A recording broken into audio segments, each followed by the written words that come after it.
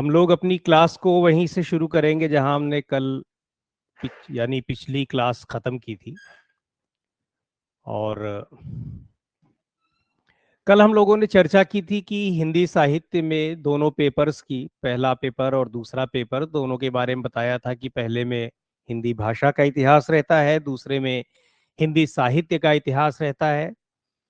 और जो second paper होता है उसके पहले पार्ट में हिंदी साहित्य के जो तमाम कवि हैं, लेखक हैं, उनके बारे में विस्तार से जानकारी ली जाती है। उनकी कृतियों की, उन्होंने जो कुछ लिखा होता है उसकी समीक्षा पूछी जाती है, उसके विषय में पूछा जाता है। और उसके जो सेकंड पेपर का जो पहला पार्ट है, खंड का जिसको कहते हैं, उसमें पद्य है यानी कविताएं हैं, और दूसरे खंड में गद्य है, गद्य से जुड़े हुए यानी जो प्रोज जिसको अंग्रेजी में कहते हैं उससे जुड़े हुए लेखक उसमें होते हैं। एक चीज और आपको बता दें, पद्य और हम लोग गद्य की चर्चा कल कर चुके थे। क्या होता है ये आपको बताया था हमने।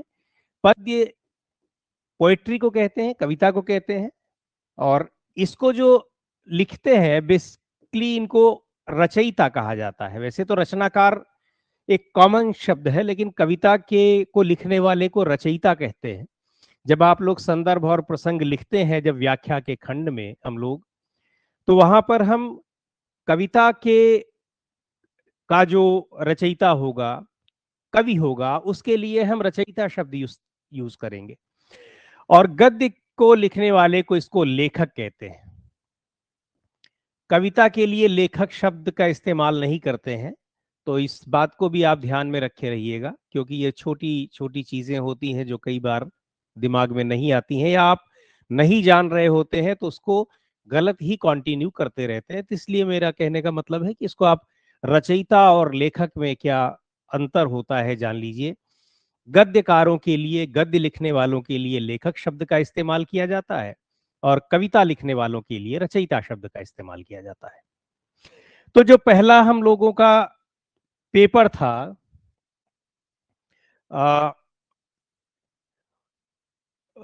माफ कीजिएगा, जो सेकंड पेपर है उसके पहले पार्ट में तो कवियों के बारे में, कई कवियों की हमने चर्चा की कि अलग अलग कालखंड में, आदिकाल से लेकर के भक्तिकाल, रीतिकाल और आधुनिक काल में भी कई खंड थे, जिसमें भारतेंदु युग, द्विवेदी युग, छायावाद, प्रगतिवाद, प्रयोगवाद, नई कविता, ये सब विभिन्न कालखंड थे। इनमें बहुत से कवि थे जिनको पढ़ना है। उनकी कविताओं की रचनाओं को संक्षेप में सबको पढ़ना है हिंदी साहित्य का इतिहास में। लेकिन जब सेकंड पेपर है तो वहां पर कवियों को कुछ चुनिंदा कवियों को रखा गया है पाठ्यक्रम में। आदिकाल से कोई कवि नहीं है, भक्तिकाल से कबीर, सूर, जायसी हैं, रीतिकाल से बिहारी हैं, और आधुनिक काल से कई कवि हैं, जिसमें भारतेंदु युग से लेकर के और आधुनिक कविता में अज्ञेय और मुक्तिबोध, नागार्जुन तक है। ये चर्चा हम लोग पिछली क्लास में कर चुके थे। अब आज हम लोग करते हैं गद्य में। चूंकि जब हिंदी साहित्य का आधुनिक काल हम लोग पढ़ रहे थे, तो आधुनिक काल में हमने देखा था कि यहां एक साहित्य की नई विधा आती है, और उसको और काफी पॉपुलर हो जाती है वो विधा, जिसको कहते हैं गद्य। साहित्य लेखन का एक तरीका। इसके पहले साहित्य मुख्य रूप से किस में लिखा जा रहा था? काव्य में लिखा जा रहा था, कविता में, जिसको पद्य कहते हैं। यहां पर गद्य आ गया, और गद्य धीरे धीरे काफी समृद्ध होता चला। गद्य में कई विधाएं निकल करके आई, जिसमें नाटक है, उपन्यास है, कहानी है और निबंध है। इन सब के अलावा भी रिपोर्टाज है, यात्रा वृत्तांत है, पत्र लेखन है, बहुत सारी विधाएं। ये सारी किसकी होती हैं? गद्य की होती हैं। और गद्य में क्या होता है कि गद्य बेसिकली जो हम लोग सोच रहे होते हैं, इसको एज इट इज जो लिखा जाता है उसको गद्य कहते हैं। कल हमने आपको बताया था कि उसके जो रचना में, वाक्य रचना में, संरचना में, जो लेखन संरचना होती है, उसमें एक जो व्याकरण की जो डिसिप्लिन होती है, अनुशासन होता है, उसको जब फॉलो करते हैं, उस पूरे अनुशासन का पालन किया जाता है लिखने में, तो उसको गद्य कहते हैं। और जब उसका उसको नहीं फॉलो करते हैं, उसका उल्लंघन होता है, तो पद्य रचना होती है। और पद्य में गेयता होती है, कविता एक लय होता है उसमें एक, और गद्य में इस तरह की चीजें नहीं होती है। तो आधुनिक काल में जब ये गद्य लिखा गया तो गद्य में कई सारी चीजें रही, और उनमें सारी विधाएं तो नहीं आती हैं, लेकिन गद्य में मुख्य रूप से गद्य साहित्य जो है,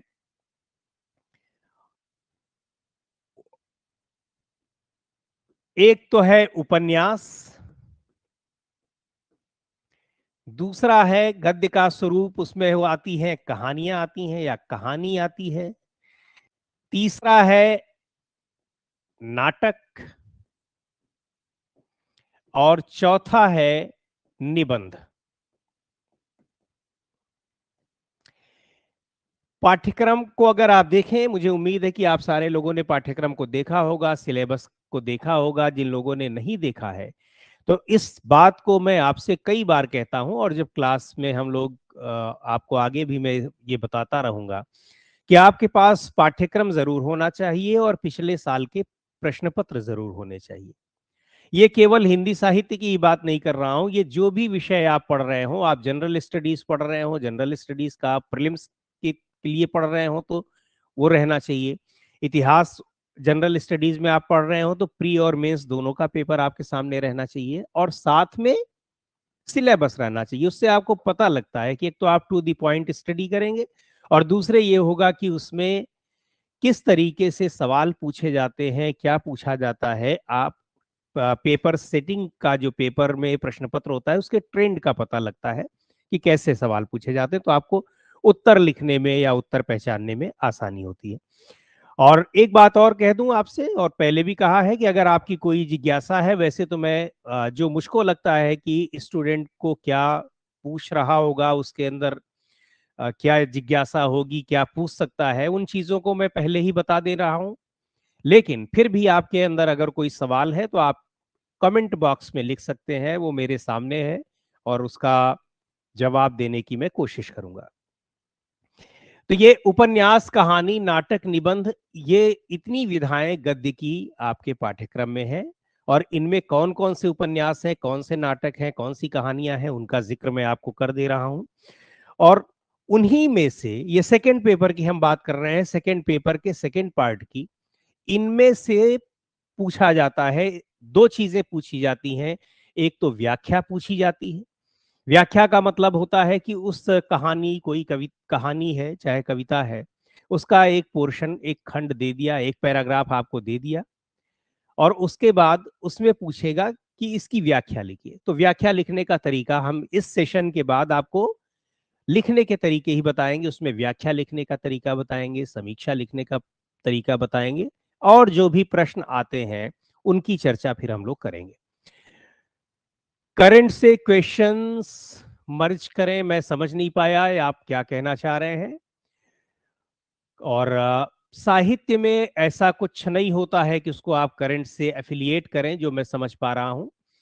और अगर ऐसा कुछ आपको लगता है, वो आएगा जब कुछ हम लोग जब विशेष रूप से पाठ्यक्रम की पे चर्चा करेंगे। पाठ्यक्रम नहीं, जब हम रचनाओं पे चर्चा करेंगे तो समय आपको बताएंगे। अगर है तो आप उसका उल्लेख कर सकते हैं।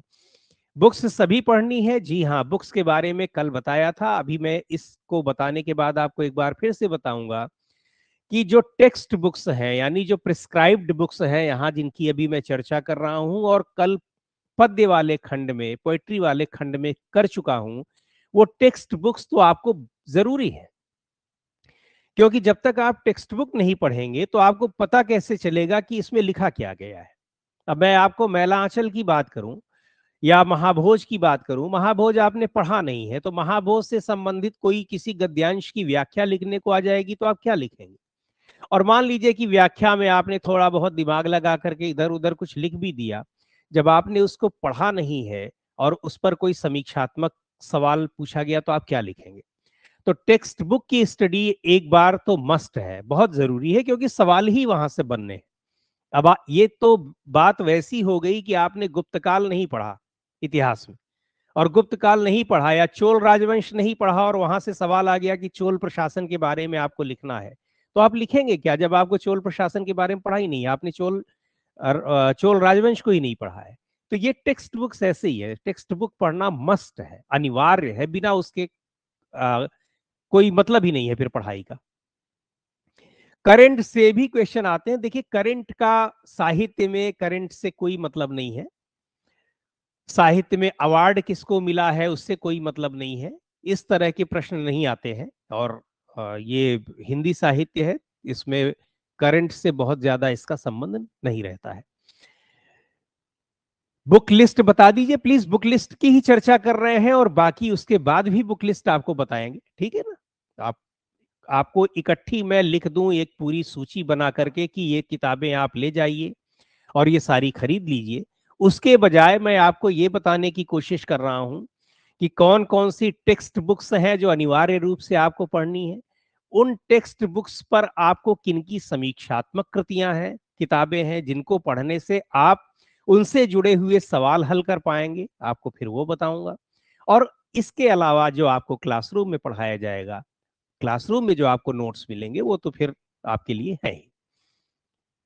वॉइस स्लो है बहुत, अच्छा वॉइस स्लो है तो इसका मतलब कि ये सिस्टम में ही कोई दिक्कत होगी, एक बार मैं चेक कर लेता हूं, और नहीं तो अभी इसको ठीक करवा लेते हैं, क्योंकि मैं तो अपनी स्पीड से ही बोल रहा हूं जैसे मैं बोलता हूं, और मेरी स्पीड बहुत स्लो नहीं है।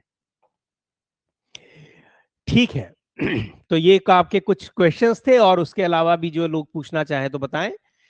उपन्यास में हम लोगों के पास जो कोर्स में है, पाठ्यक्रम में, वो 4 उपन्यास हैं। उनमें से एक उपन्यास है गोदान, आपको पता ही होगा ये किसने लिखा है, मुंशी प्रेमचंद ने। दूसरा उपन्यास है मैला आंचल,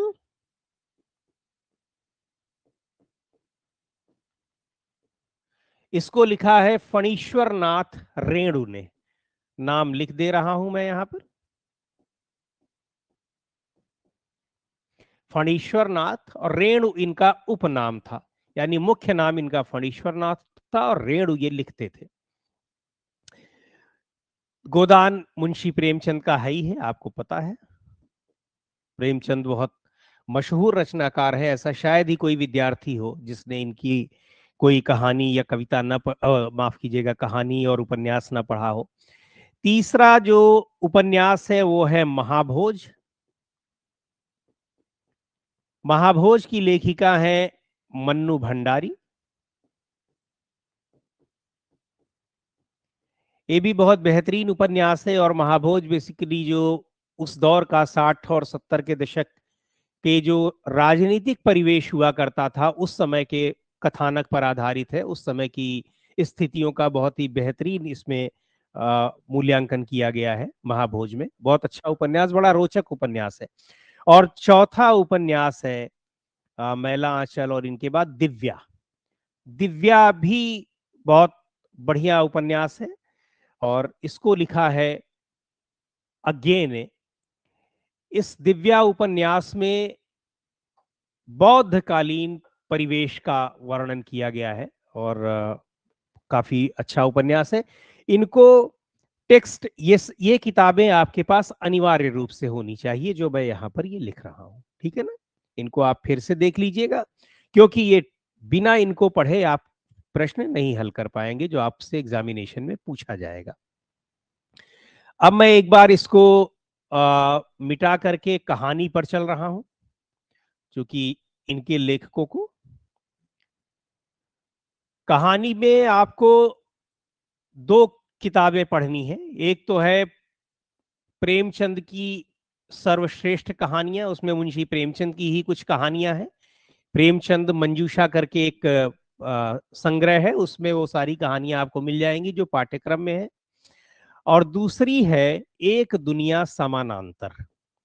ये कहानी संग्रह है, संग्रह का मतलब कि इसमें बहुत सारे कहानीकारों की रचनाएं हैं, और इनमें जो इसको संपादित किया है राजेंद्र यादव, ये खुद भी बहुत बड़े कथाकार थे, आपने नाम सुना होगा। हंस नाम की एक पत्रिका है वो निकलती है, उसको संपादित करते थे। किसी जमाने में उस पत्रिका को शुरू किया था मुंशी प्रेमचंद ने, बीच में बंद हो गई थी, लेकिन बाद में राजेंद्र यादव ने उस पत्रिका को फिर से निकालना शुरू किया।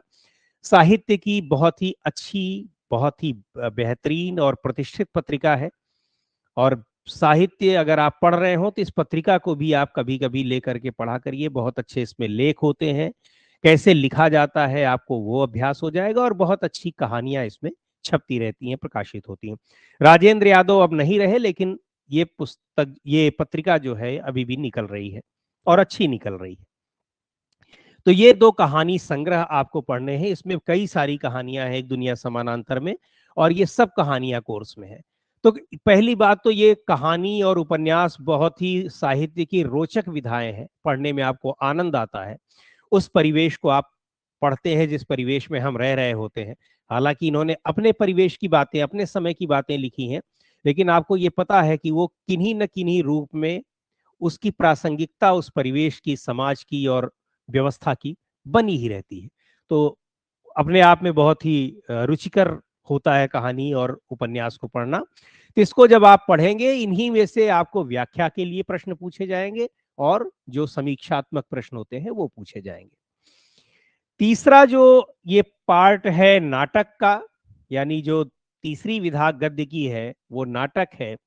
और नाटक में भी आपके 3 नाटक आपके कोर्स में है। ये भी बड़े रोचक नाटक है, बहुत ही अच्छे नाटक हैं।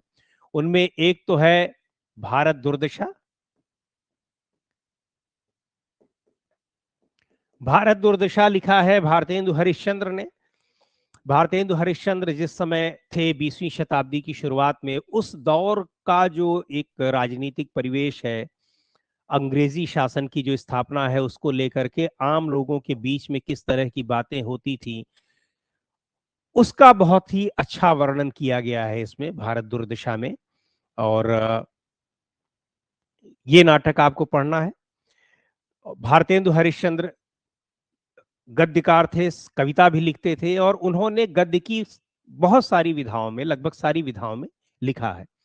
भारत दुर्दशा के अलावा, और आपको ये पता है कल हम लोग जब आधुनिक काल पढ़ रहे थे, तो आधुनिक काल की शुरुआत में जो पहला कालखंड था, उस कालखंड को, अच्छा इसको मैं अभी एक सेकंड के लिए आपको कि इसकी वॉइस को आप चाह रहे हैं कि ये थोड़ा तेज हो जाए, हैं? ओके, हम करवा देते हैं अभी।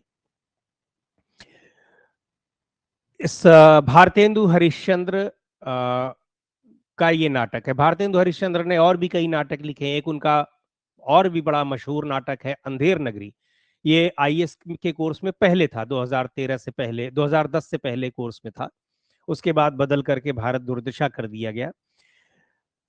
दूसरा नाटक है स्कंदगुप्त। स्कंदगुप्त के रचनाकार हैं जयशंकर प्रसाद, और ये सारे नाटक आपके पास होने चाहिए। और ये अभी जो दो मैंने कहानी संग्रह बताए थे, एक दुनिया समानांतर और दूसरा जो प्रेमचंद की सर्वश्रेष्ठ कहानियां, वो दोनों भी आपके पास होनी चाहिए। ये किताबें हैं, ये टेक्स्ट बुक्स हैं, इसलिए ये बहुत इंपॉर्टेंट है। तो स्कंदगुप्त लिखा है जयशंकर प्रसाद ने। जयशंकर प्रसाद के बारे में आप जानते हैं कि जयशंकर प्रसाद बहुत बड़े छायावादी कवि थे। कवि के अलावा बहुत बड़े नाटककार भी थे। कई सारे नाटक उन्होंने लिखे हैं और ऐतिहासिक नाटक लिखे हैं। स्कंदगुप्त से भी आपको यह लग रहा होगा, स्कंदगुप्त गुप्त राजवंश के शासक थे, पता ही है आपको। उसके अलावा उन्होंने चंद्रगुप्त नाटक भी लिखा है। तो ये सारे नाटक, उसके पात्र जो है ऐतिहासिक पात्र हैं, उन पात्रों को और उस युग को उन्होंने रचना संदर्भ बना करके ये नाटक लिखे हैं। बहुत ही बढ़िया नाटक है।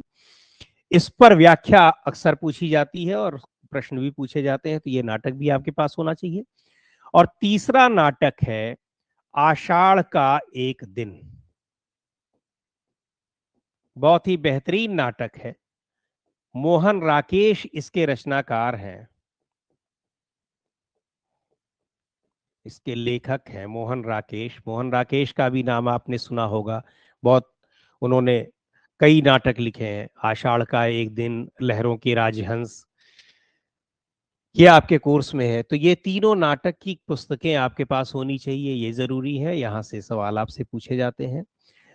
चौथा जो पार्ट है निबंध है, गद्य का एक चौथी विधा।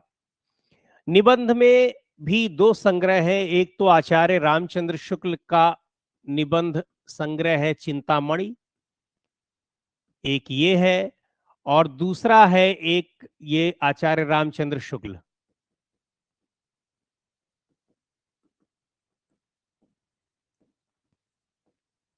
और दूसरा जो निबंध है मैं यहां पर लिख दे रहा हूं इसको इरेज करके, दूसरा निबंध है निबंध निलय। ये भी कई निबंधों का संग्रह है और इसके संपादक हैं डॉक्टर सत्येंद्र।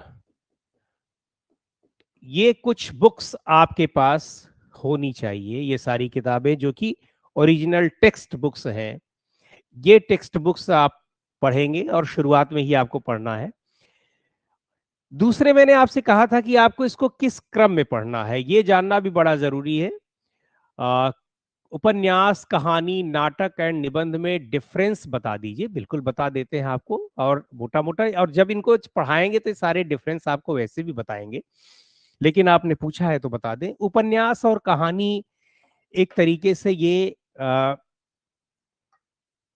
कहानी के ही रूप है। उपन्यास भी कहानी का रूप है और कहानी भी है। कहानी का मतलब क्या होता है कि किसी घटना को वर्णन करना, किसी दृश्य के साथ में उस पूरी घटना का वर्णन करना। तो कहानी, जिसको कथा भी कहते हैं, तो ये कथात्मक चीजें होती हैं जिसको लिखा जाता है। तो कोई कहानी अगर एक छोटे परिवेश या एक छोटी घटना का वर्णन कर रही है और छोटे रूप में है तो उसको कहानी कहते हैं। वही अगर कोई कथानक बड़े परिवेश में लिया जाता है, ब्रॉडर वे में, बड़े उसका स्वरूप होता है, तो वो उपन्यास होता है। और उपन्यास में किसी एक घटना का विवरण नहीं होता है, बल्कि उसमें कई सारी घटनाएं गुम्फित होती हैं, मिली हुई होती हैं, और वो बड़ा रूप लेकर के इसीलिए वो उपन्यास बनता है। तीसरा जो नाटक है, नाटक भी कहानी और कथा का ही एक रूप होता है, लेकिन ये रूप ऐसा होता है कि ये लिखा नहीं जाता या सुनाया नहीं जाता, ये कहानी सुनाई नहीं जाती, बल्कि ये इसका मंचन किया जाता है, इसको दृश्य रूप में दिखाया जाता है, इसको देख सकते हैं, इसका मंचन किया जा सकता है। तो वो उस तरह की कहानी क्या हो जाएगी, उस तरह का कथा साहित्य क्या हो जाएगा, वो नाटक हो जाएगा। निबंध इन सब से अलग है। निबंध के बारे में तो आप जानते ही हैं, आपसे यूपीएससी में भी निबंध पूछा जाता है। और निबंध का मतलब है कि अपने विचारों को कैसे आप अभिव्यक्त कर रहे हैं। कहानी और उपन्यास में आप अपने विचार नहीं व्यक्त कर रहे हैं, आप कोई घटना या परिदृश्य जो है लोगों को सुना रहे हैं। वो भले ही काल्पनिक होती है, लेकिन ऐसा लगता है कि आपने कोई घटी हुई घटना को सुना रहे हैं। निबंध में क्या होता है कि आप अपने विचार को व्यक्त कर रहे हैं, किसी विषय पर आप अपने विचार दे रहे हैं। ये विषय आपका चुना हुआ। कुछ लोगों को शिकायत आ रही है कि आवाज ठीक नहीं है, एक बार देख लीजिए। अच्छा, ठीक है, आवाज ठीक है, जो लोग ऐप पर देख रहे हैं, ऐसा टेक्निकल टीम का कहना है। तो उसको कहते हैं निबंध, जिसमें अपने विचारों को व्यक्त किया जाता है किसी विषय पर। तो ये बेसिकली मूल रूप से ये अंतर है इन चारों विधाओं में। मुझे लगता है कि अब आपको ये बात स्पष्ट हो गई होगी। तो ये जितनी जो ये टेक्स्ट बुक्स हैं ये आपके पास होनी चाहिए। इसके बाद में आपको ये बताना चाह रहा था कि इनको आपको पढ़ना किस क्रम में है। पढ़ने का क्रम ये है, और वो चाहे विशेष रूप से ये बात मैं नए स्टूडेंट्स के लिए कह रहा हूं जिन्होंने हिंदी साहित्य को नया नया चुना है यूपीएससी के लिए, लेकिन वो लोग भी इसको फॉलो कर सकते हैं जिनका बैकग्राउंड या जिनकी पृष्ठभूमि हिंदी साहित्य की रही हो। उसका तरीका यह है कि आप सबसे पहले, और इसमें आप कोई भी चुन सकते हैं, चाहे तो आप उपन्यास को पहले चुन लीजिए और चाहे कहानी को चुन लीजिए। पहले आप कहानी पढ़िए और कहानी में प्रेमचंद की कहानियां पढ़ लीजिए,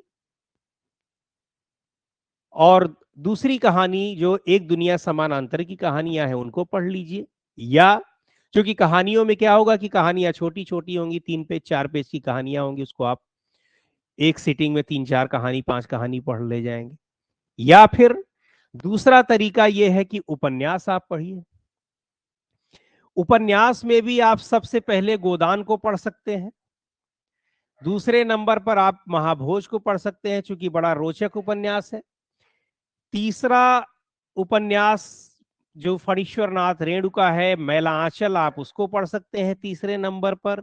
और चौथे नंबर पर आप दिव्या को पढ़ सकते हैं, क्योंकि दिव्या उपन्यास उतना आसान नहीं है, थोड़ी सी उसमें शब्दावली भी क्लिष्ट है, थोड़ा उसका कथानक भी अलग किस्म का है। जैसा बताया मैंने कि ये बौद्ध काल की, जिस युग में बुद्ध वगैरह हुआ करते थे, उस समय का ये वर्णन किया गया है। तो उस तरह की भाषा, उस तरह के लोग, तो वो थोड़ा सा आपको समझने में समय लगेगा।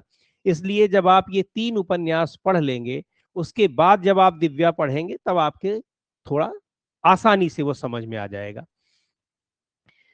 उसके बाद फिर आप कहानियों पर आइए। कहानी में फिर आप चाहे प्रेमचंद की कहानियां, बहुत सारी कहानियां आपने पहले भी पढ़ी होंगी, हिंदी के कोर्स में हर जगह होती है, और कुछ नई कहानियां होंगी। और मुंशी प्रेमचंद की कहानियों के साथ तो यह है कि आपको 2 बार उसको पढ़ने की जरूरत ही नहीं है। इतनी आसान भाषा में और इतने ऐसे कथानकों को उन्होंने चुना है जो ऐसा लगता है कि हमारे सामने घटित हो रहे हैं।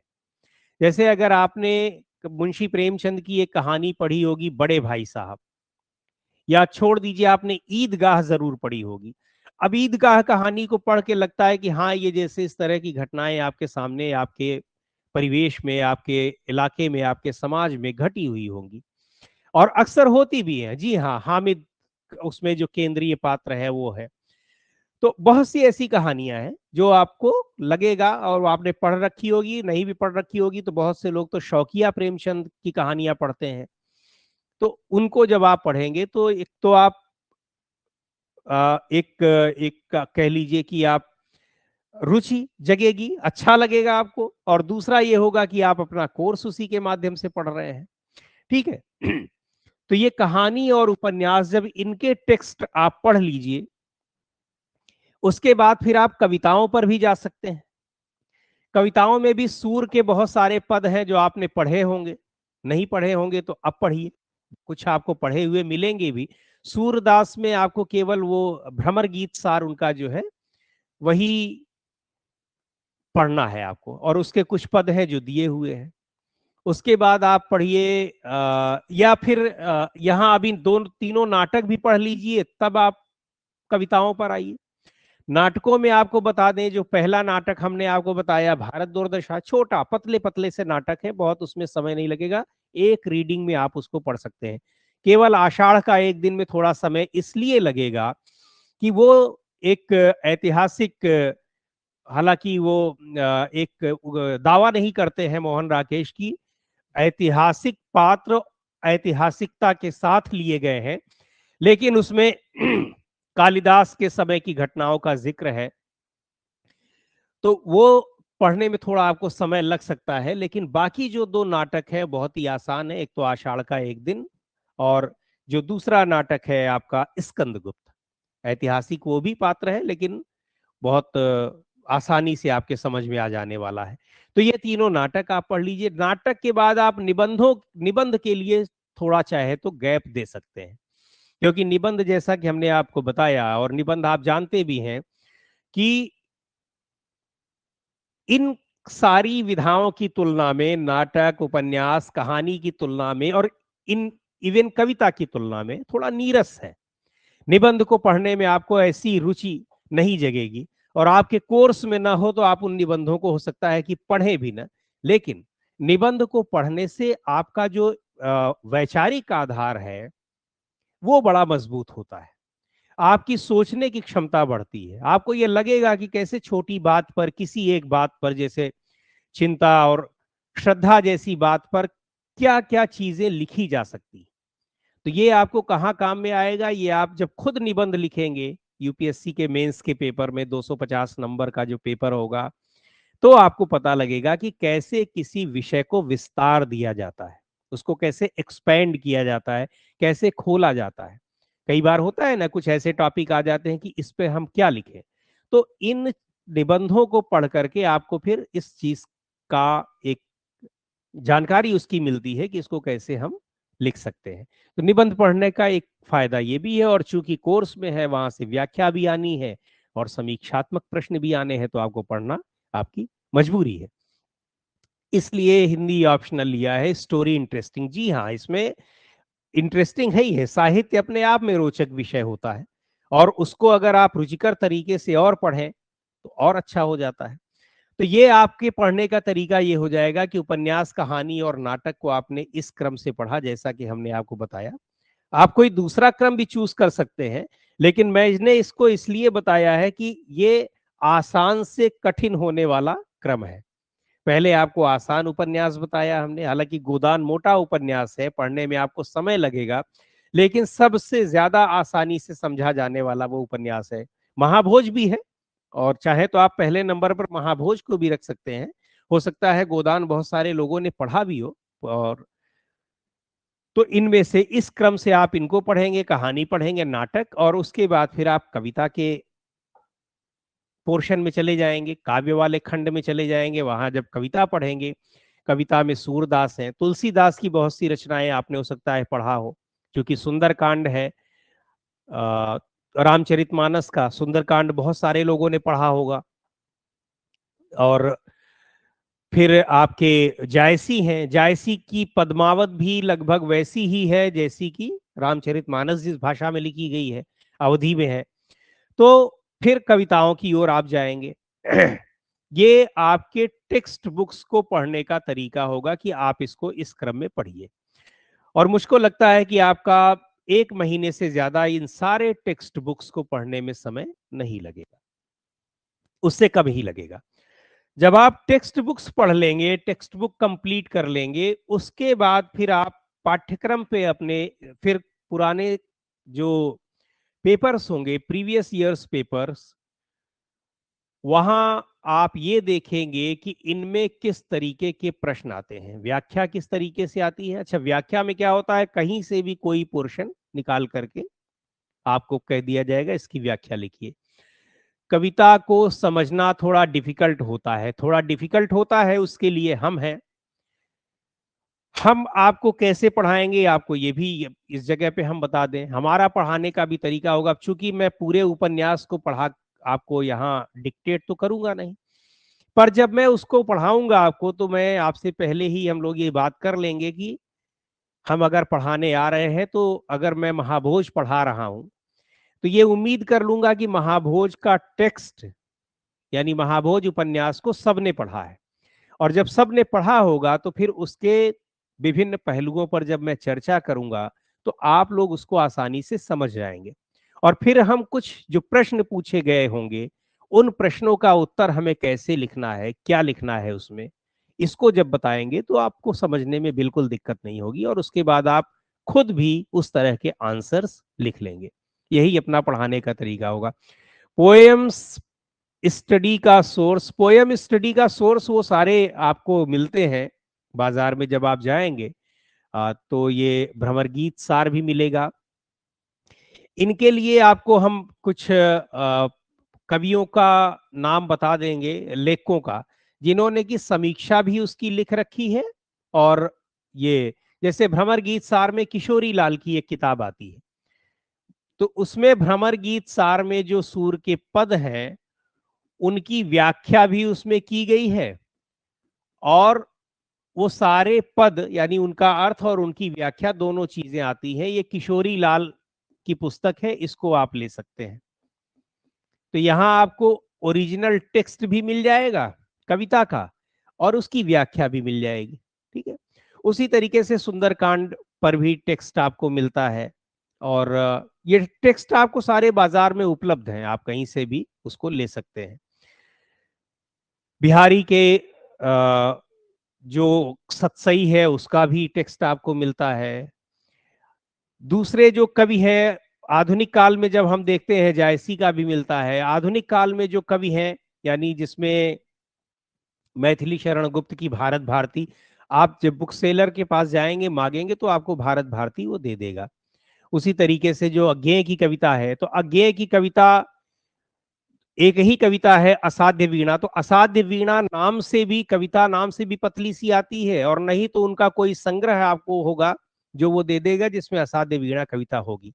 वैसे असाध्य वीणा अब कई मार्केट में इस तरह की भी पुस्तकें हैं, जैसे ये भ्रमर गीत सार मैंने कहा, जिसमें संक्षेप में उनका अर्थ भी या व्याख्या भी बताई गई है, और वो कविता का ओरिजिनल टेक्स्ट भी है। तो आप कोशिश करिए कि ऐसी पुस्तकें जो मार्केट में उपलब्ध हो, मैं उनकी आपको एक लिस्ट अलग से बना करके दे भी दूंगा, उनको आप ले लीजिए तो आपके लिए ज्यादा बेनिफिशियल है। उसी तरीके से आ, और भी जो कहानी इनकी ये है आपका मुक्तिबोध का, मुक्तिबोध की जो कविता है ब्रह्म राक्षस, उसका टेक्स्ट भी इस तरीके से आता है। तो ये आपका कविता वाला, या दिनकर का कुरुक्षेत्र, कुरुक्षेत्र की तो एक पुस्तक ही पूरी आती है, कुरुक्षेत्र आप उसको ले लेंगे। तो ये आपका पूरा का पूरा काव्य वाला खंड वहां से कवर हो जाएगा। टेक्स्ट बुक्स आपके पास जरूर होनी चाहिए, यानी सारी जो कविता है और गद्य साहित्य है, इनका जो मूल टेक्स्ट है जो आपके कोर्स में है, वो आपके पास होने चाहिए। तो पोएट्री का सोर्स यही है कि वो कविताएं ओरिजिनल जहां से प्रकाशित हुई हो उनको आप ले लीजिए। और बेहतर हो कि अगर आपको व्याख्या और उसमें मिल रहा हो, अर्थ के साथ अगर मिल रहा हो, टेक्स्ट भी है। तो ये तो बात रही हम लोगों की कि हमको क्या क्या चीजें पढ़नी है। आपको ये जरूर लग रहा होगा कि एक बार अगर हम फिर से अपने पुराने लौटते हैं इस सेक्शन में और इसके भी पहले, तो कि इतनी सारी, इतना पाठ्यक्रम है। अच्छा, इसके पहले हमने एक और पुस्तक आपको बताई थी, हिंदी साहित्य का इतिहास। सबसे पहले आपको यही पढ़ना है। अब बेसिकली मैं तो आपको ये सलाह दूंगा, और इसमें भी दो किताबें हमने बताई थी, मैं इसको एक अलग पेज पर लिख दे रहा हूं।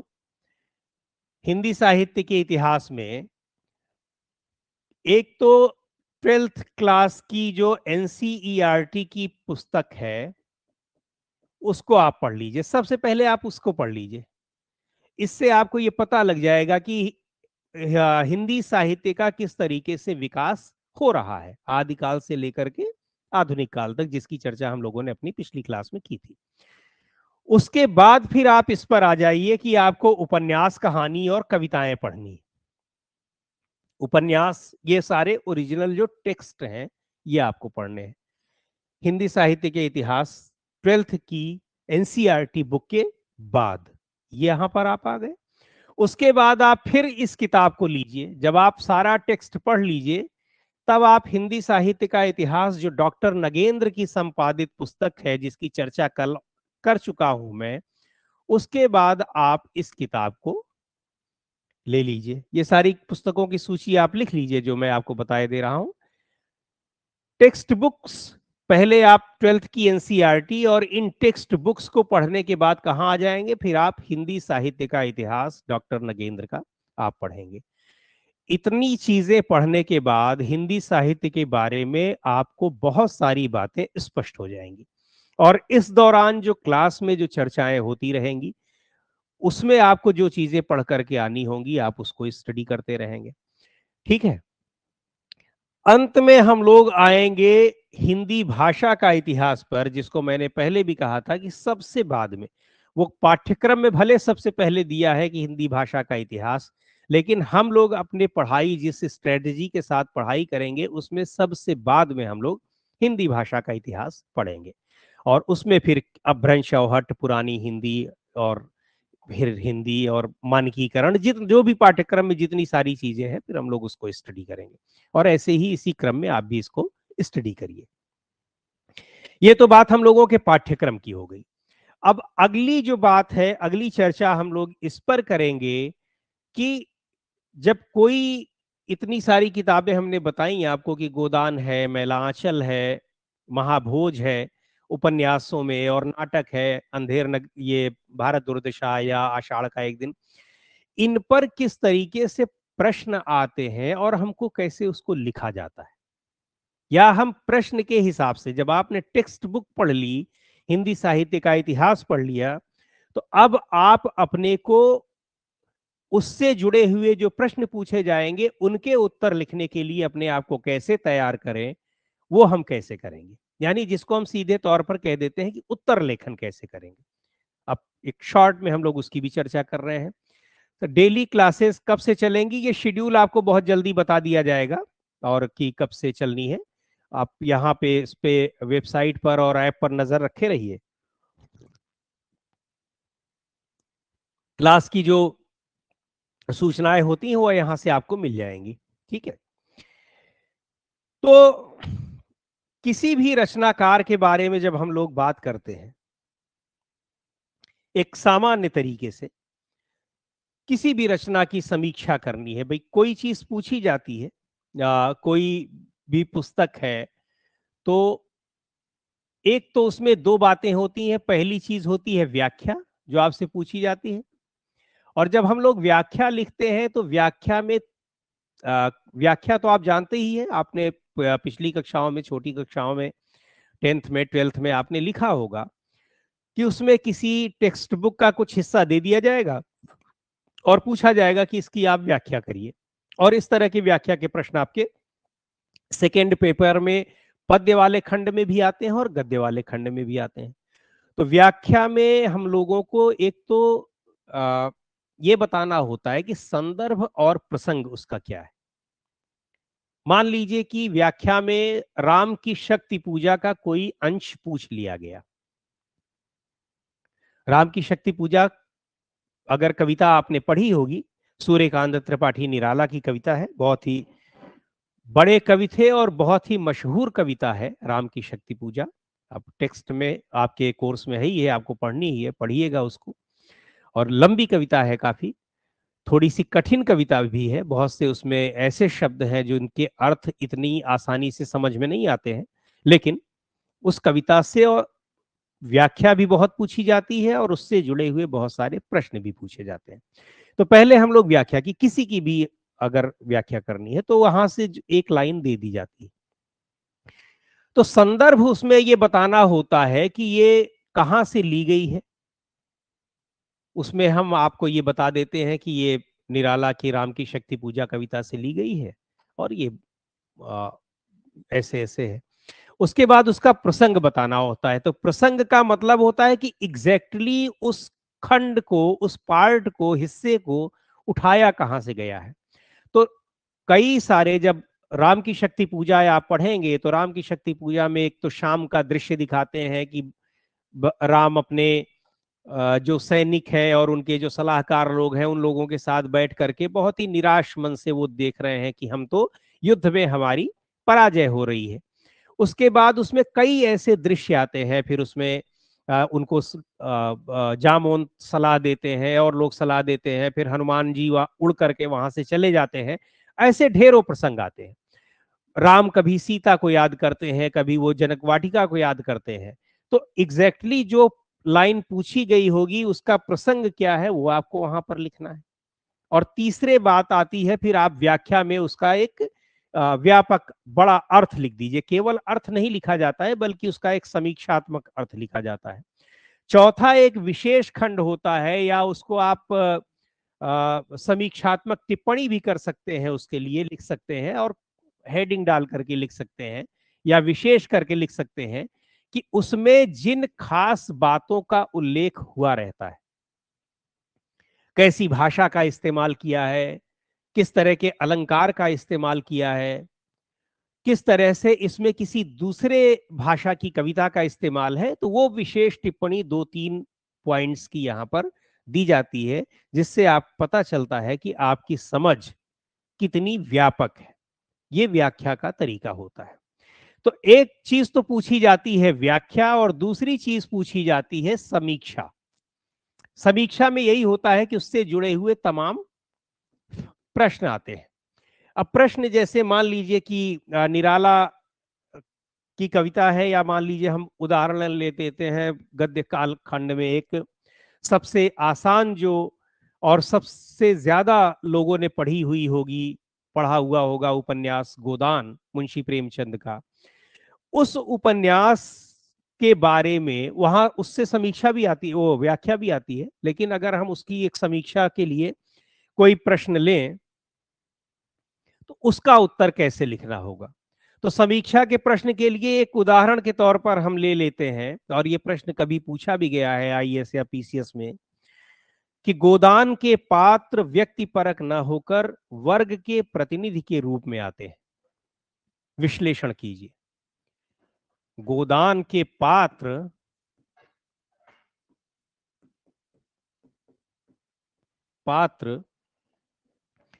व्यक्ति परक न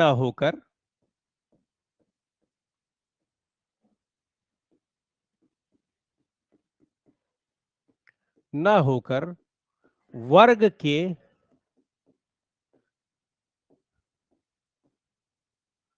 प्रतिनिधि के रूप में आते हैं। अब इसकी समीक्षा आपको करनी है, इसको आपको एक्सप्लेन करना है। कैसे आप करेंगे? अब ये प्रश्न आया है,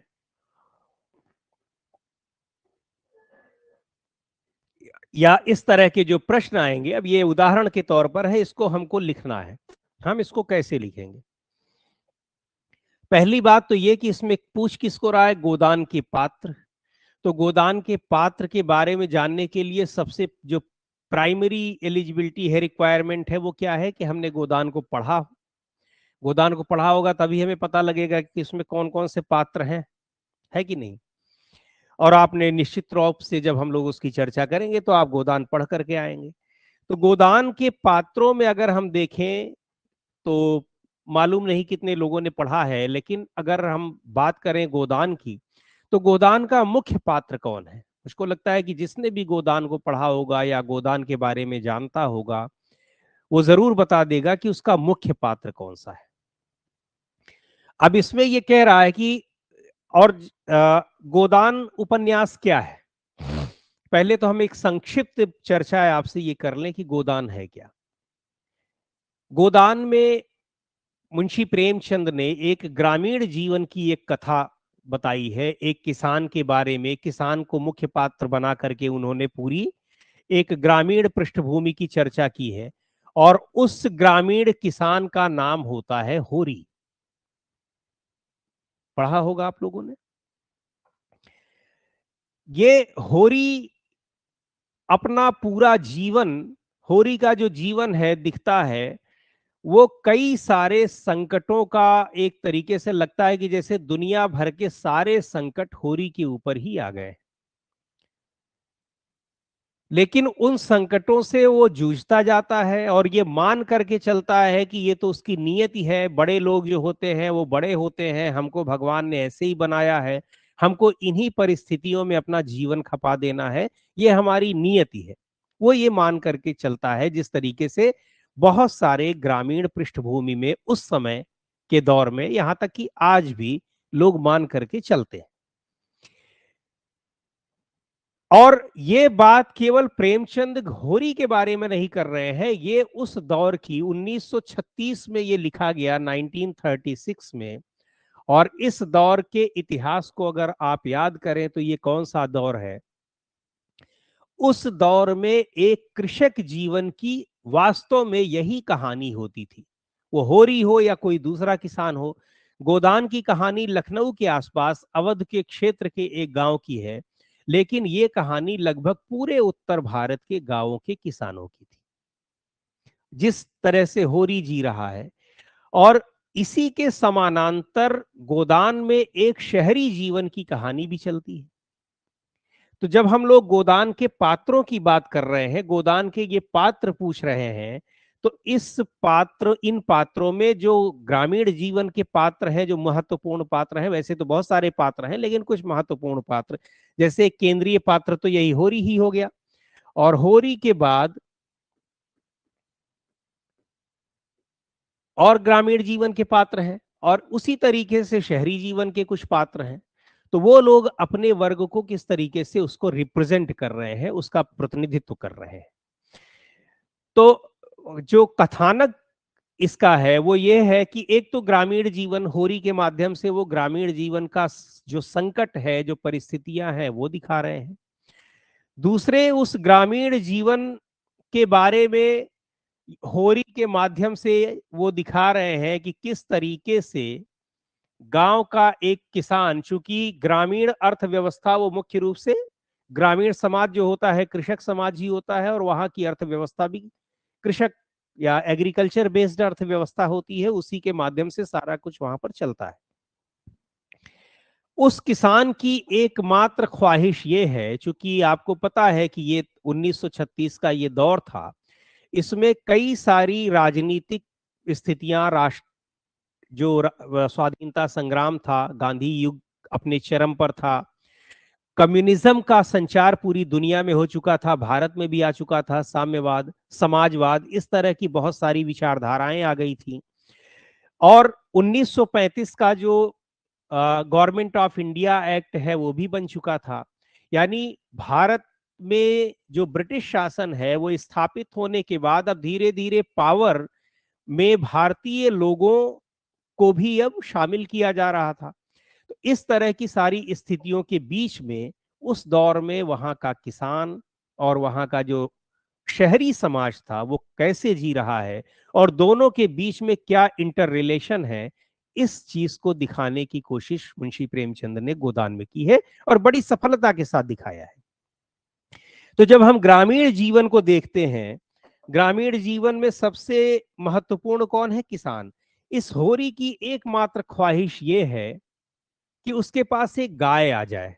गाय नहीं है, और गाय आपको पता है कि किसान की एक शान समझी जाती है। आज भी आपको शायद ही कोई किसान ऐसा दिखाई पड़े जिसके पास की एक गाय ना हो।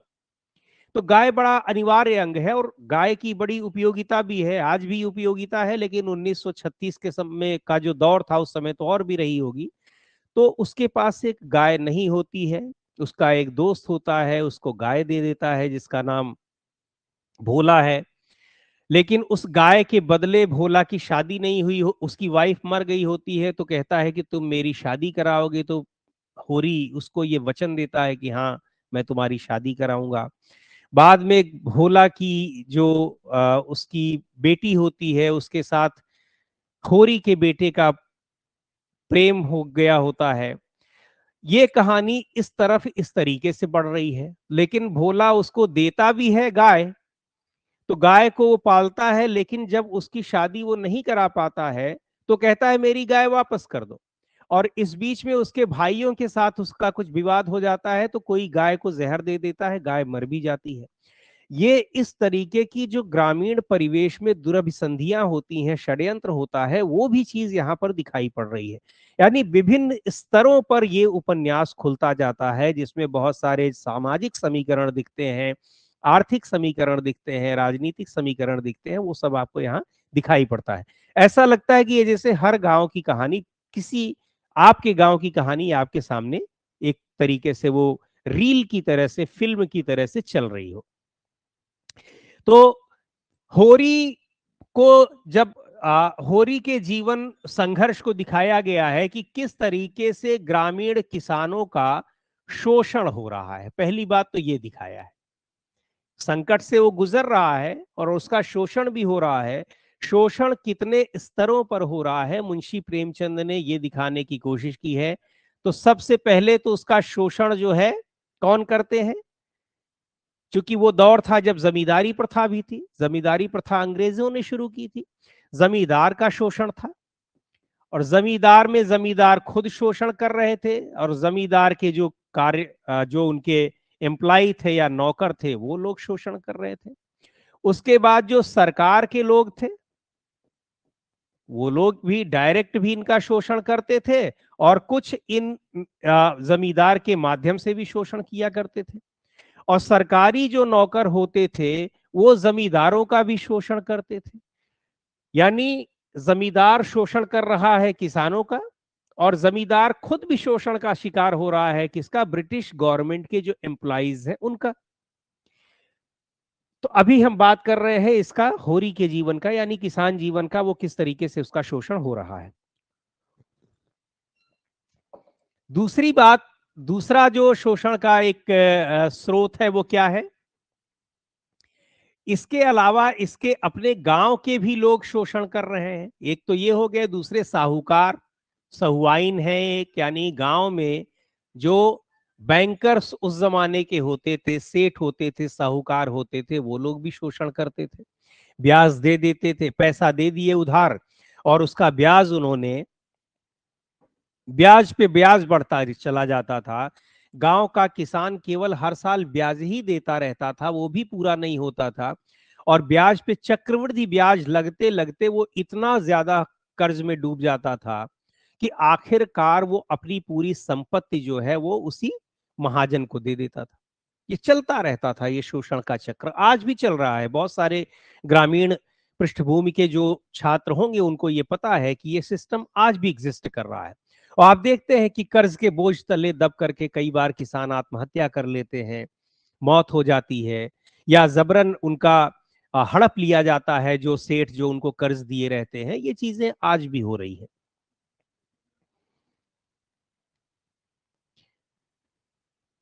आपका बैकग्राउंड नहीं है कोई दिक्कत नहीं है। मैं तो सारी बात ये बता रहा हूं कि जिनका बैकग्राउंड नहीं है वो पढ़े आराम से, कोई दिक्कत ही नहीं है। और आप बैकग्राउंड वालों से भी ज्यादा अच्छा अंक ला सकते हैं। अब ये जो बातें आपको बताई जा रही हैं इसमें कोई ऐसी बात नहीं है कि जो आपके समझ में ना आ रही हो। और कुछ दिन आप जब समझेंगे और पढ़ेंगे तो आप बहुत अच्छा लिखने भी लगेंगे। जब आप अच्छी जानकारी आपके पास है और अच्छा आपको लिखना आता है, आपकी राइटिंग स्किल अच्छी है, तो आपको नंबर तो अच्छे मिलेंगे। तो बहुत इसमें कोई बिल्कुल तनाव लेने की आवश्यकता ही नहीं है कि आपका बैकग्राउंड है कि नहीं है। ठीक है ना? या आपने हिंदी ग्रेजुएशन में पढ़ा है कि नहीं पढ़ा है, कोई दिक्कत नहीं है। आप बस हिंदी पढ़ना और लिखना आपको आता हो, उसके बाद तो फिर आपको सारा गाइडेंस देने का काम हमारा है, पढ़ने का काम आपका है। पढ़ मैं नहीं सकता हूं, मैं आपको केवल बता सकता हूं कि आपको ऐसे पढ़ना है। तो दूसरा शोषण का जो है केंद्र है वो साहूकार लोग हैं। और इसके अलावा एक और शोषण का केंद्र है, वो कौन है जो समाज में दिखाई पड़ रहा है? वो पंडित दाता दीन है। यानी जो धर्म के नाम पर शोषण हो रहा है, वो भी एक बहुत बड़ा शोषण का एक टूल है, हथियार है। जब इसकी कहानी आपको हम बता रहे हैं कि गाय के लिए वो परेशान था और वो नहीं चाहता कि उसकी खेती जाए और वो मजदूरी करे, लेकिन उसको मजबूरी में मजदूरी भी करनी पड़ती है। और आखिरकार जब होरी इसी शोषण के कुचक्र में फंसा हुआ एक दिन उसकी मौत हो जाती है, मृत्यु हो जाती है। मृत्यु होने के बाद जब उसका अंतिम संस्कार होता है, उसका अंतिम क्रिया होती है, तो उसमें कहा जाता है, जो पंडित आते हैं वो कहते हैं कि जब तक आप गोदान करिए, जब तक आप गाय का दान नहीं करेंगे, तब तक इनको मुक्ति नहीं मिलेगी, इनकी आत्मा को मुक्ति नहीं मिलेगी। तो होरी की पत्नी, जिसका नाम धनिया होता है, वो यही सोचती है और ये सोच करके वो बेहोश होकर के गिर जाती है कि जीते जी जो व्यक्ति एक गाय नहीं पाल सका, उसी के वियोग में या गाय पालने की इच्छा रखते हुए उसने दम तोड़ दिया, उसके मरने के बाद भी गाय उसका पीछा नहीं छोड़ रही है, उससे गोदान की मांग की जा रही है। तो ये एक चक्र, ये जो शोषण का एक चक्र है, ये भी है जो धर्म के नाम पर किया जा रहा है। और आप ये देखिए कि ये सब चीजें ऐसी हैं जो सामाजिक कुरीतियां हैं, जिनको तोड़ने की कोशिश प्रेमचंद अपने इस उपन्यास के माध्यम से कर रहे हैं। क्योंकि आप ये देख रहे थे कि राष्ट्रीय स्वाधीनता आंदोलन के हर दौर में सामाजिक सुधार आंदोलन भी चलते रहे हैं, और उन सामाजिक सुधार आंदोलनों का प्रभाव साहित्य पर दिखाई पड़ता है। तो ये चीजें दिखाई पड़ रही हैं मुंशी प्रेमचंद के इस उपन्यास में भी। गोदान की मीनिंग ही यही होती है कि गाय का दान, गोदान। गोदान का मतलब है गाय का दान, गौदान जिसको गांव में बोल देते हैं। तो गौदान या गोदान, गोदान गाय का दान करना। और गाय का दान बड़ा क्या कहते हैं उसको, कि बहुत उसको एक बड़ी चीज बात मानी जाती है, बड़ा अनिवार्य रूप माना जाता है। बहुत सारे जो कस्टम्स होते हैं, धार्मिक क्रियाएं होती हैं हिंदू धर्म में, उसमें गोदान को बहुत महत्व दिया गया है। ठीक है? तो ये इस माध्यम से ये दिखाया है इन्होंने कि शोषण का कैसा चक्र है। तो जब एक बार पात्रों की चर्चा हम लोग कर रहे थे, तो एक तो मुख्य पात्र तो हो गया होरी। होरी के साथ उसकी जो पत्नी है धनिया, एक वो भी मुख्य पात्र हो गई। अभी हम ग्रामीण जीवन के पात्रों की बात कर रहे हैं। धनिया के बाद फिर उसके बाद कुछ पात्र, और गोबर है, गोबर इसी का बेटा है होरी का। होरी का बेटा गोबर है, उसकी बेटी है झुनिया, और होरी की बेटियां हैं सोना, रूपा। लेकिन मुख्य पात्र ये जो है, ये सारे पात्र तो आते हैं, लेकिन मुख्य जो है वो, चूंकि ये गोबर और धनिया और होरी ये बार बार आते हैं और इनके माध्यम से कहानी चलती है, आगे बढ़ती है। तो इसलिए जब हम पात्रों की बात करेंगे, और ये भी है कि ये सवाल आपसे पूछा जा रहा है कि ये पात्र व्यक्ति परक ना हो करके, मतलब ये केवल अपने केवल खुद को नहीं रिप्रेजेंट कर रहे हैं, बल्कि एक क्लास को रिप्रेजेंट कर रहे हैं, एक वर्ग को रिप्रेजेंट कर रहे हैं। तो जैसे इसको हम कैसे व्याख्यायित करेंगे? होरी किसको रिप्रेजेंट कर रहा है? होरी उस दौर के कृषक समाज को रिप्रेजेंट कर रहा है, पूरे गांव का जो गरीब किसान है उसको रिप्रेजेंट कर रहा है। ये जो बात अभी हमने आपको बताई कि मौत के समय, मर जाने के बाद भी उसका गाय पीछा नहीं छोड़ी, यानी वो शोषण के चक्र में पिस ही रहा है, इसका एक उदाहरण देता है होरी के माध्यम से। होरी का एक वक्तव्य है कि खेत में जब पैदा होता है खेत में, तो जब वो देखता है तो कहता है कि इसमें एक हिस्सा तो ले जाएंगे जमींदार साहब, एक हिस्सा महाजन ले जाएंगे, एक हिस्सा पंडित जी ले जाएंगे, एक हिस्सा वो ले जाएंगे, और आखिरकार मेरे लिए बचेगा केवल 5 किलो अनाज बचेगा। ये बात जब वो कहता है, और जब हम लोग इसको हम समीक्षा लिखते हैं, शोषण की बात करेंगे, तो उस वाक्य को हम लिखेंगे भी कोट एंड कोट में।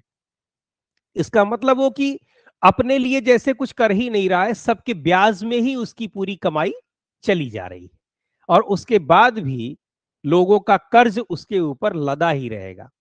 तो ये क्या है? पूरे कृषक समाज को रिप्रेजेंट कर रहा है। उस दौर के लगभग हर किसान की स्थिति यही थी, जो एक और जमींदारी के कुचक्र में फंसा हुआ था, उनके शोषण में फंसा था, गांव के दूसरे महाजनों के शोषण में फंसा हुआ था, धार्मिक उस शोषण में फंसा हुआ था, और उसके बाद उसका शोषण करने वाले लोग भी दूसरे शोषण में फंसे हुए थे। तो शोषण का पूरा एक चक्र चल रहा था। अगली पात्र है धनिया। धनिया और झुनिया, इस तरह के पात्रों से स्त्री विमर्श को भी, उस दौर के स्त्री विमर्श को दिखाने की कोशिश की है प्रेमचंद ने। तो इसको भी हम पात्र के रूप में लेंगे कि ये ग्रामीण जीवन की महिलाओं का एक तरीके से ये रिप्रेजेंटेशन कर रही है धनिया। कई मामलों में ये होरी को बहुत कई बातें समझाती है। थोड़ा सा इसके विचार जो है वो प्रोग्रेसिव किस्म के हैं, पढ़ी नहीं है, लेकिन कम से कम होरी जब बहुत सारी एक ट्रेडिशनल बातें करता है, तो वो उसको गुस्से में ही सही वो कहती है कि इन सब चीजों से बाहर निकलो, बेकार की चीजें हैं। लेकिन होरी कहता है कि नहीं, ये सब चीजें धर्म से जुड़ी हैं, समाज से जुड़ी हैं, हमको इनका पालन करना पड़ता है इत्यादि। तो एक ये भी एक क्लास को रिप्रेजेंट कर रही है, महिला वर्ग को रिप्रेजेंट कर रही है। गोबर जो है वो होरी की तमाम बातों से सहमति नहीं रखता है। इसलिए नहीं रखता है कि गोबर गांव में पला बढ़ा है, लेकिन बाहर शहर में जाकर के वो मजदूरी करता है। मजदूरी करता है एक मिल में, और उस मिल के मालिक है मिस्टर खन्ना। तो ये खन्ना उन पात्रों में आएंगे जो शहरी जीवन के पात्र हैं। शहरी जीवन के पात्रों में एक तो है खन्ना, जिनकी फैक्ट्री है, मिल के मालिक हैं, और एक पात्र है वहां पे प्रोफेसर मेहता, ये एक कॉलेज में पढ़ाते हैं, और एक महिला है जो बाहर से, ब्रिटेन से एमबीबीएस करके डॉक्टर बन करके आई है, मालती। मालती भी एक पढ़े लिखे समाज का प्रतिनिधित्व कर रही हैं शहरी जीवन में, एक ये है। और ग्रामीण जीवन में एक होरी, गोबर, इनके अलावा एक और प्रमुख पात्र है पंडित दाता दीन। चूंकि इनका जिक्र ना आए तो ये भी नहीं हो सकता है, ये भी एक क्लास को रिप्रेजेंट कर रहे हैं, वर्ग का प्रतिनिधित्व कर रहे हैं। तो ये है। इन सब के बाद एक पात्र और आते हैं जिनका नाम है राय साहब। ये राय साहब जमींदार हैं, और होरी का गांव भी इन्हीं राय साहब के एक तरीके से इनके जो इनका ज्यूरिसडिक्शन है उसी में आता है। तो और राय साहब शहरी जीवन और ग्रामीण जीवन के बीच में एक कनेक्टिंग लिंक का काम करते हैं। यानी ये ऐसे व्यक्ति हैं, एक ऐसे पात्र हैं गोदान के, जो ग्रामीण जीवन से भी जुड़े हुए हैं और शहरी जीवन से भी जुड़े हुए हैं। ठीक है। तो ये भी एक उस क्लास को रिप्रेजेंट कर रहे हैं जो कि दोनों जीवन के बारे में जान रहा है। गोबर उस क्लास को रिप्रेजेंट कर रहा है जो गांव से आता है शहर में कमाने के लिए। वो कृषि जीवन पर उतना ज्यादा डिपेंडेंट नहीं रह गया है जितना कि होरी या होरी की पीढ़ी के किसान थे। और जब वो शहर में आता है तो तमाम जो होरी के भीतर, होरी के दिमाग में रूढ़िवादी बातें चल रही हैं, उन चीजों को नकारता है गोबर। जब होरी कहता है कि ये सब हमारी नियति है, तो कहता है नहीं, नियति कुछ नहीं है, हमने बनाया है, और हमारे पास पैसा होगा तो हम भी बड़े आदमी बन सकते हैं। तो गोबर की सोच उस तरह की है, एक युवा की जो सोच हो सकती है। यानी उस 1936 के राजनीतिक दौर में अगर हम फिर आते हैं, तो उस दौर का जो गांव का भी युवा था, शहर जाने पर वो इस तरह की बातें सोच रहा था। तो एक अपने व्यक्तिगत जीवन को नहीं बल्कि उस वर्ग का प्रतिनिधित्व गोबर भी करता दिखाई पड़ रहा है जो गांव से शहर में जाता है मजदूरी करने के लिए। तो ये इतने पात्र जो होते हैं, ये मुख्य पात्र हैं। इनके माध्यम से हम बताने की कोशिश करेंगे कि कैसे ये सारे पात्र हमारे अपनी बात, ये गोदान उपन्यास में ये बातें तो अपनी कर रहे हैं, लेकिन ये किस तरीके से उस पूरे वर्ग का प्रतिनिधित्व करते हुए दिखाई पड़ते हैं जिसके मन में उस दौर की बातें, उस दौर में इस तरह की बातें सामान्य रूप से चल रही होती हैं। आंसर राइटिंग में छोटे से छोटे वर्ड की भी काउंटिंग होती है। एग्जाम्पल के थ्रू शॉर्ट में एक्सप्लेन कर दीजिए। काउंटिंग होती है। और एक चीज आपको बताएं कि कोड कैसे, कोड नहीं होता है पहली बात तो। दूरदर्शन पर गोदान सीरियल बना है, हाँ बिल्कुल बना होगा, मैंने तो नहीं देखा, लेकिन हाँ बना जरूर होगा। बहुत सारे नाट्य मंचों पर इसका नाट्य रूपांतरण भी हुआ है गोदान का। कोट होता है, यस, आपने खुद ही उसको सही कर लिया। हिंदी में इसको कहते हैं उद्धरण। हिंदी में उद्धरण कहते हैं। और एक बात ध्यान रखिए कि लिखना हमेशा कोशिश करिए कि सही लिखिए। कोई चीज, शब्द हो चाहे वाक्य हो, उसको गलत मत लिखिए। कोई बात नहीं, टाइपोज अक्सर हो जाता है, कई बार तो बड़ा अर्थ का अनर्थ भी हो जाता है टाइपोज में।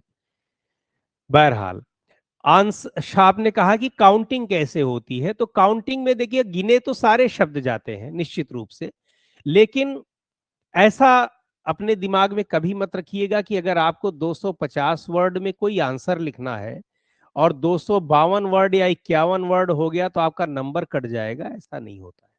आप एक बना लीजिए और उसमें एक जो सहायक क्रियाएं टाइप के शब्द होते हैं उनको आप मत काउंट करिए। और इस अंदाज से तो ये 252, 53, 250, 60, 300 भी हो जाएगा तो कोई दिक्कत नहीं है। और 10-20 वर्ड कम भी हो गए तो कोई दिक्कत नहीं है। आप अपने परफेक्शन के साथ अपने उत्तर को लिखिए, सारे बिंदुओं को लिखिए और एक सिस्टमेटिक वे में लिखिए। काउंट वो चीज होती है वर्ड्स को लेकर के। हाँ, वर्ड्स की लिमिट का पालन इसलिए करना पड़ता है कि अगर आप नहीं करेंगे तो फिर जो एक सिमेट्री होती है आपकी राइटिंग की वो बिगड़ जाएगी। फिर क्या होगा, आपको एक आंसर आ रहा है बहुत अच्छा है, आपने उसमें 400 वर्ड लिख दिए, बाद में क्या होगा, क्योंकि आपको कितने सवाल लिखने होते हैं, तो अगर सब वर्ड लिमिट का ध्यान नहीं रखेंगे तो आप सारे आंसर दे नहीं पाएंगे। 400 आपने लिख दिया तो दूसरे आंसर में फिर आपको काटना पड़ जाएगा ना।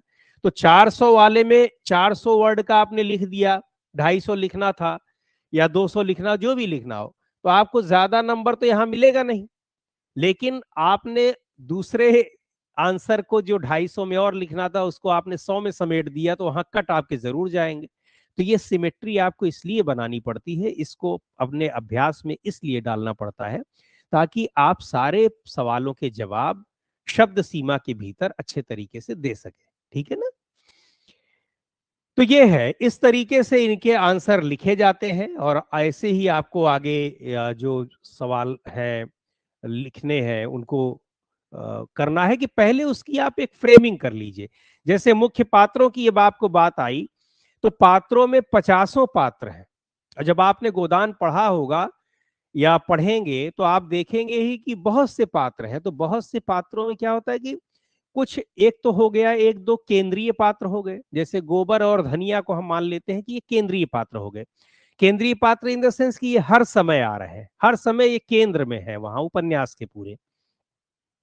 लेकिन कुछ पात्र आ रहे हैं जो कभी कभी आ रहे हैं, और कुछ एक ऐसे हैं जिनका केवल थोड़ा सा जिक्र हो गया। जैसे कभी आप फिल्म देखते होंगे तो फिल्म में आपको हीरो है, खलनायक है, ये हर वक्त आपको दिखाई पड़ रहे हैं। कुछ एक होते हैं एक आध बार चले आए, तो उन पात्रों को आपको नहीं देखना है, आपको तलाशना है कि कौन से ऐसे पात्र हैं जो केंद्रीय पात्र के अलावा वो अक्सर वो लूप में दिखाई पड़ रहे हैं।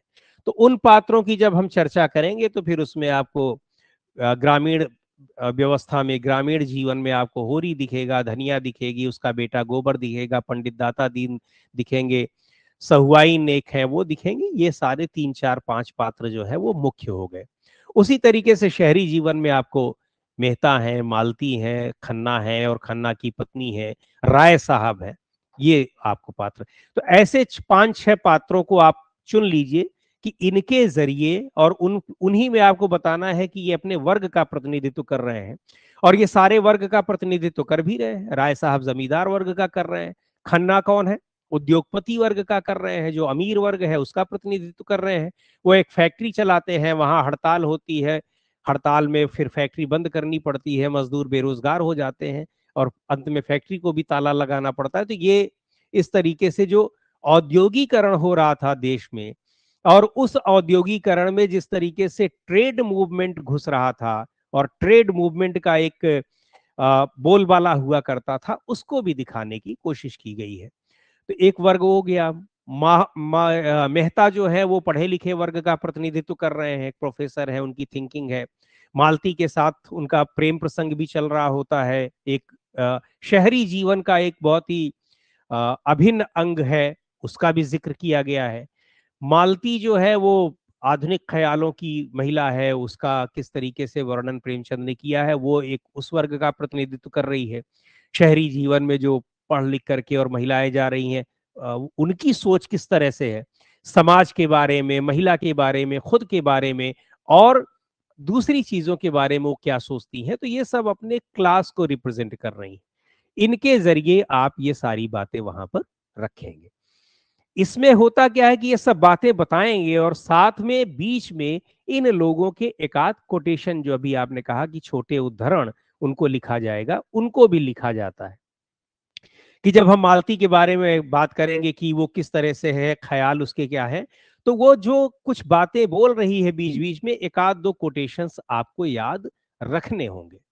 तो पढ़ने का एक तरीका ये है कि जब आप उपन्यास, और होता क्या है कि गद्य में कोटेशंस याद करना थोड़ा मुश्किल होता है, लेकिन जब आप 2 बार 3 बार उसको पढ़ लेंगे तो कुछ इंपॉर्टेंट चीजें आपको याद आई जाती हैं। और ऐसे में एक बात और की जाती है कि कुछ कोटेशंस की एक लिस्ट आप बना लेते हैं। जब आप गोदान पढ़े तो उसमें होरी की कुछ बातों को आपने लिख लिया, कुछ इंपॉर्टेंट चीजें जिसमें वो कुछ मैसेज दे रहा हो, या कृषक जीवन की बहुत जो संकट वाली स्थितियां होती हैं उनका वो जिक्र कर रहा हो, ऐसे कुछ 8 10 पॉइंट उसके आप लिख लीजिए।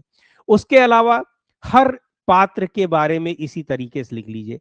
कई पात्र ऐसे हैं जिनके माध्यम से प्रेमचंद अपनी बात कह रहे हैं, जैसे कि शहरी जीवन में जब हम देखेंगे तो मेहता के माध्यम से कुछ ऐसी बातें कह रहे हैं, जैसे महिलाओं के लिए उन्होंने कहा, जब मालती की चर्चा होती है तो कहते हैं, तो मेहता की बात से ये निकल करके आता है कि वो चाहते तो है कि स्त्री जो है वो खुले विचारों की हो और उसको स्वच्छंदता मिले, स्वतंत्रता मिले, पढ़े लिखे वो, लेकिन वो इस तरह की स्वतंत्रता देने के पक्ष में नहीं है, या उसको आप स्वच्छंदता कह सकते हैं कि जिस तरीके से स्वच्छंदता विदेशों में या यूरोपियन देशों में और खास तौर पर ब्रिटेन में मिली हुई है।